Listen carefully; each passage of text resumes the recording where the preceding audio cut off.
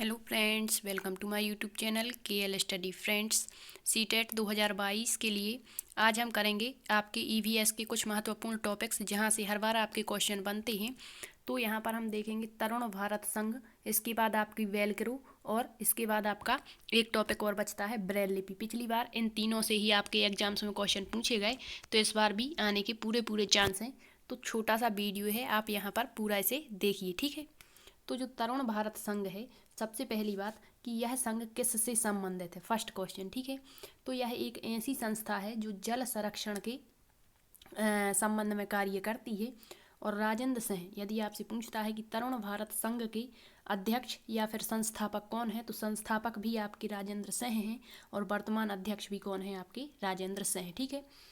और इनके लिए जल संरक्षण के क्षेत्र में जो तरुण भारत संघ पर इन्होंने कार्य किया, इस क्षेत्र में इनको रेमन मैग्सेसे पुरस्कार से सम्मानित किया जा चुका है। तरुण भारत संघ में पिछले 25 वर्षों से देश भर में 10,000 से ज़्यादा जोहड़ तालाब बनवाए हैं। कितने? 10,000 से ज़्यादा।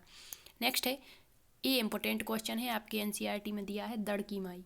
तो दड़की माई सबसे पहला क्वेश्चन, किस राज्य में रहती हैं या किस राज्य से बिलोंग करती हैं?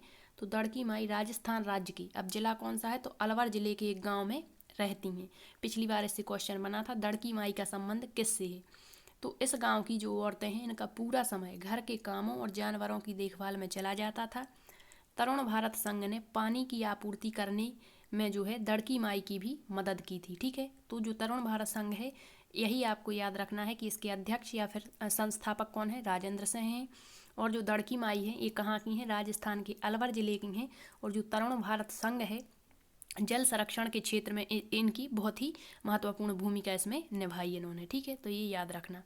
नेक्स्ट है आपका वेलक्रो। पिछली बार क्वेश्चन बना था कि जो वेलक्रो मतलब आपकी जो ब्रेल लिपि होती है, इसमें कितने बिंदु होते हैं। तो आगे कुछ भी बना के पूछ सकते हैं। तो जो ब्रेल लिपि है, इसके जन्मदाता लुइस ब्रेल को माना जाता है। और जो लुइस ब्रेल हैं, ये कहाँ के थे, फ्रांस के निवासी थे।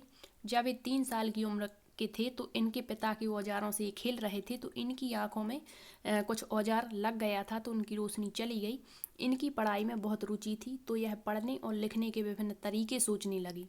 और फिर एक इन्होंने तरीका निकाला जो बाद में लुइस स्क्रिप्ट के नाम से जाना गया। तो इससे यहाँ पर आपका फैक्ट क्या निकलता है कि जो ब्रेल लिपि है वह किसके लिए महत्वपूर्ण है, मतलब किन बालकों के लिए उपयोगी है। तो यह जो दृष्टिहीन बालक होते हैं, उनके लिए ये महत्वपूर्ण भूमिका अदा करती है।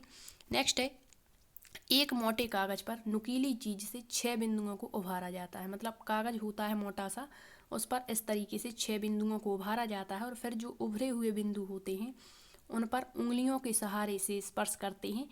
तो यहाँ पर जो दृष्टिहीन बालक होते हैं वो समझ जाते हैं। तो यही ब्रेल लिपि कहलाती है। और ब्रेल लिपि में कितने बिंदु होते हैं, मुख्य रूप से 6 बिंदु होते हैं। तो क्या याद रखना है, ब्रेल लिपि के जन्मदाता लुइस ब्रेल कहाँ के थे, फ्रांस के थे। और इसमें कितने बिंदु होते हैं, 6। और किसके लिए उपयोगी होती है पद्धति, तो यह है आपके दृष्टिहीन बालकों के लिए। नेक्स्ट है आपका वेलक्रो। ये क्या कहलाता है वेलक्रो?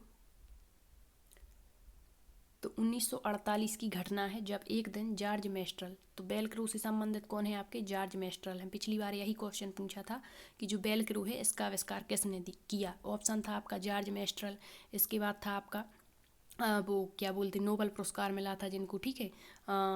अपने कुत्ते के साथ सैर पर गए थे, कौन, जॉर्ज मेस्ट्रल। तो उन्होंने वहाँ बीजों को अपने कपड़ों पर चिपका हुआ देखा, तो वो हैरान रह गए कि ये जो बीज होते हैं ये क्यों हमारे कपड़ों पर चिपक गए। तो इनके दिमाग में एक आइडिया आया और इन्होंने क्या कहा, इन्होंने देखा कि जो बीज होते हैं वो इस कारण से चिपकते हैं क्योंकि उन पर छोटे छोटे से हुक होते हैं और इनकी मदद से बीज कपड़ों के रेशों से अटक जाती हैं। तो यह देखकर जो जॉर्ज मेस्ट्रल हैं, इन्होंने आइडिया लगाया और वेलक्रो का आविष्कार किया। अब ये वेलक्रो होता क्या है, तो आपने देखा होगा जूते चप्पल जो होते हैं उसमें वो एक पट्टा टाइप का होता है चिपकाने वाला, जिससे चर चर की आवाज़ आती है, वो होता है आपका वेलक्रो। आजकल स्कूल बैग्स में भी ये देखने को मिलते हैं, बेल्ट में, ठीक है। तो यही होता है वेलक्रो। तो पूछता है यदि आपसे कि जो जॉर्ज मेस्ट्रल हैं, इन्होंने वेलक्रो का आविष्कार कब या किस वर्ष में किया, तो 1948 में। और वेलक्रो से संबंधित कौन है, तो जॉर्ज मेस्ट्रल है। ठीक है, और ये क्या होते हैं, तो कपड़ों पर चिपक जाते हैं बीज, तो इन्होंने छोटे छोटे से हुक के माध्यम से बताया था। तो ये चीज़ें जो है आपको इम्पोर्टेंट हैं। आपके छोटे छोटे से जो वीडियोस होते हैं केवल 5-5 मिनट के, तो आप इनको पूरा देखें, यहाँ से आपका बहुत सारा डाटा कवर होगा और आपको हूबहू यही क्वेश्चन आपके NCERT के हैं तो आपके एग्जाम्स में देखने को मिलेंगे। ठीक है, थैंक यू।